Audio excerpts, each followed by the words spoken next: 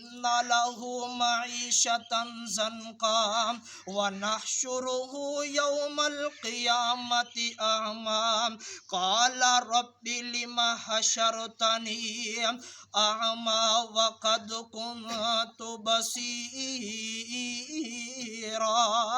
قَالَ كَذَٰلِكَ أَتَتْكَ آيَاتُنَا فَنَسِيتَهَا وَكَذَٰلِكَ الْيَوْمَ تُنسَىٰ۔ اللہ احکم الحاکمین بیان کر دینے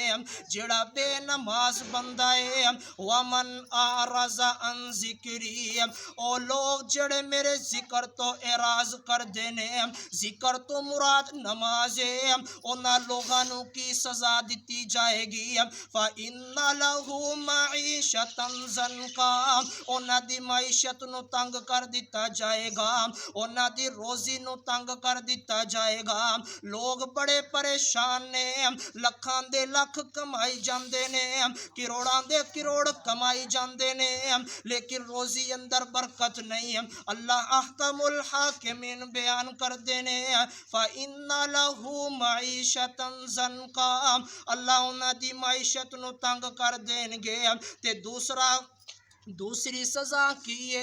وَنَحْشُرُهُ يَوْمَ الْقِيَامَةِ أَعْمَىٰ اللہ کل قیامت والے دن ساری خلقت دے سامنے بے نماز نو اندھا کر کے اٹھان گے تے بے نماز بندہ کہے گا عرشاں والے ربا دنیا تے میریاں اکھاں بڑیاں تیز سن میں لوگاں نو دوروں پہچان لیندا سی اے میرا دوست جا رہا ہے اے میرا عزیز و اقارب جا رہے ہیں اے میرا پائی جا رہا ہے اے مسجد دا فلاں مولوی جا رہا ہے اے قاری صاحب جا رہے ہیں لیکن تسی میری بینائی نو کیوں ختم کر دیتا ہے اللہ احکم الحاکمین فرمان گے اوے ظالم بندے دنیا اندر رہ کے تو نماز نہیں پڑھدا سے دنیا اندر تو بے نماز تے تو ساڈی آیات نو جھٹلاندا سے تیرے کول مسجد دا مولوی آندا سی آ کے کہندا سی یار نماز پڑھ لے یار صدقہ خیرات دیتا کرے تو کی کہندا سے اے دنیا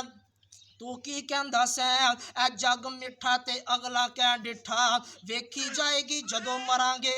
اللہ احکم الحاکمین بے نماز بندے نو ساری خلقت دے سامنے اندھا کر کے اٹھان گے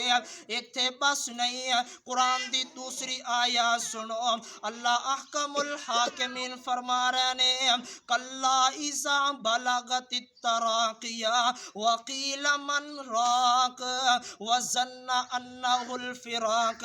والتفت الساق بالساق الى ربک یومئذ المساق جدو بے نماز بندے نو